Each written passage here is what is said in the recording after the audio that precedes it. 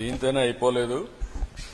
ఎడ్యుకేషన్లో మీరు నాలెడ్జ్ హబ్కు చిరునామాగా ఆంధ్రప్రదేశ్ని తయారు చేయాలి. పిల్లల్లో ఆ పట్టుదల రావాలి. దానికోసం వర్కౌట్ చేయండి.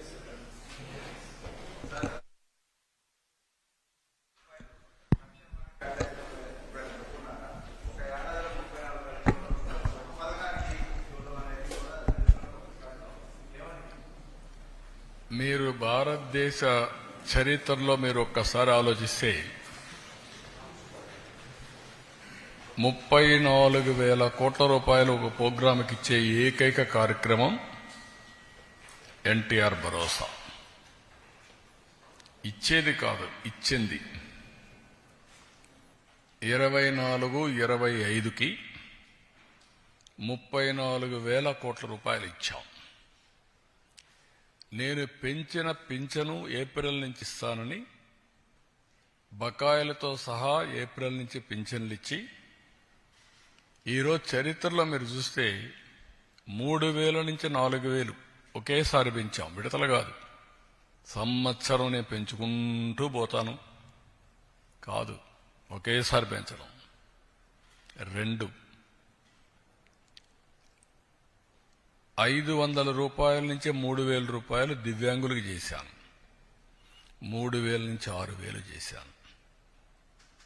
అంటే ఎన్ని రెట్లు? 12 రెట్లు. That is our commitment. Kidney patients లేకపోతే కొంతమంది బాగా డిఫంక్ట్ అయిన వాళ్ళందరికీ 10,000 రూపాయలు నెలకు, సంవత్సరానికి 1,20,000 రూపాయలు. బెడ్కే పరిమితమైన వాళ్ళకి 15,000 అంటే 1,80,000 రూపాయలు ఆ ఫ్యామిలీకి ఇస్తున్నాం. ఇది నేను అడుగుతున్నా విజ్ఞులందరినీ.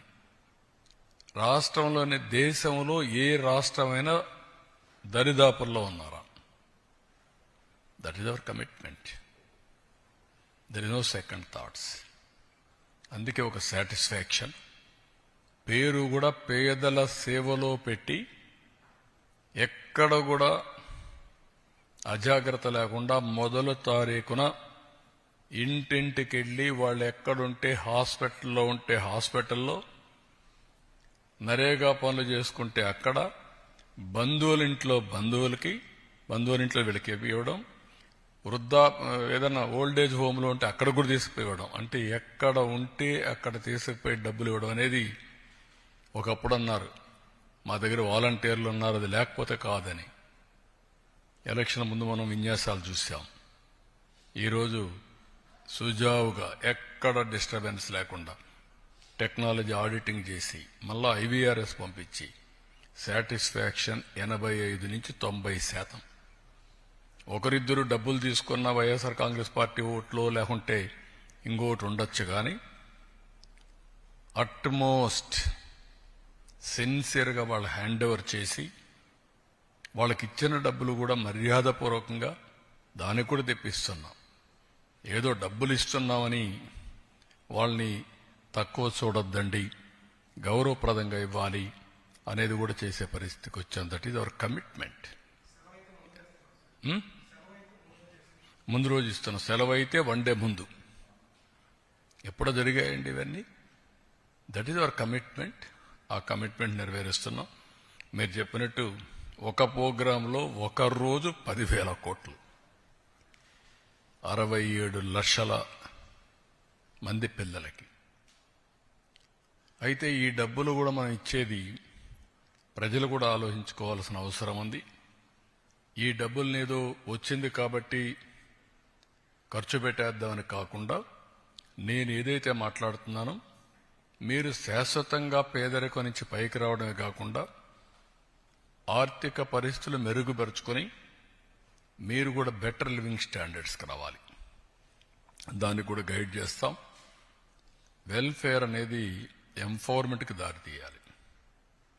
అంతేగాని వెల్ఫేర్ అనేది ఎప్పటికీ ఆధారపడే పరిస్థితి రాకూడదు.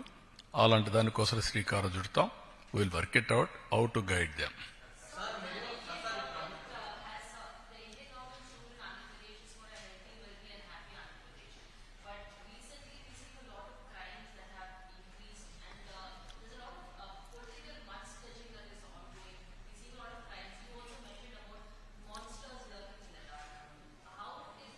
Now, can you tell me anywhere in the country, any political party is having this type of background? I'm asking straight question. In the country, బాబాయిని చంపి ఆనాటి ముఖ్యమంత్రి నేనే నా చేతిలో కత్తి పెట్టే ధైర్యం వచ్చిందంటే నేరస్తులకి, కెన్ యూ ఇమాజిన్? దాన్ని నమ్మించడానికి సాక్షి పేపరు టీవీ పెట్టుకొని పదే నమ్మించి సానుభూతి సంపాదించడానికి కూడా చూశారు కదా మీరు. Are they fit in politics? ఏంటి మన తెనాలి? ఎవరు వాడు? Rowdy sheeter. ఎవరు వాడు? గంజాయి బ్యాచ్. వెళ్తావా? మీరు వెళ్తారా? ఎన్ని గుండెలు ఉండాలి మీకు? ప్రజలు మీకు సపోర్ట్ చేయాలన్నా.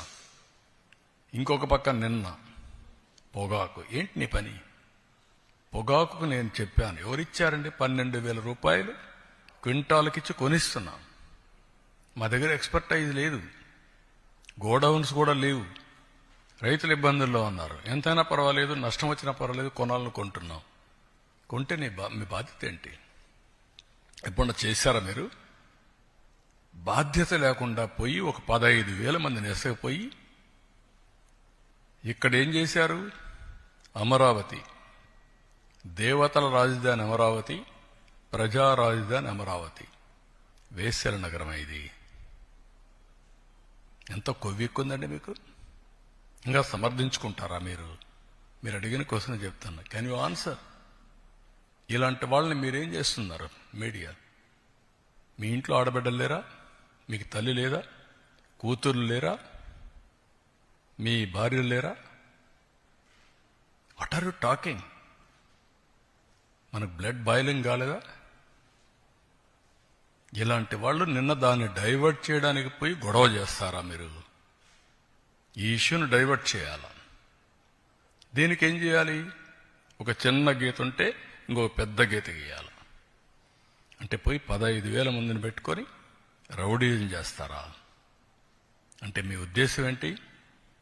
నేరస్తులు రాజకీయ ముసుగులో చేస్తున్నారు కాబట్టి మాట్లాడితే రాజకీయ నాయకులపైన యాక్షన్ ఎవరి మీద తీసుకోవాలి?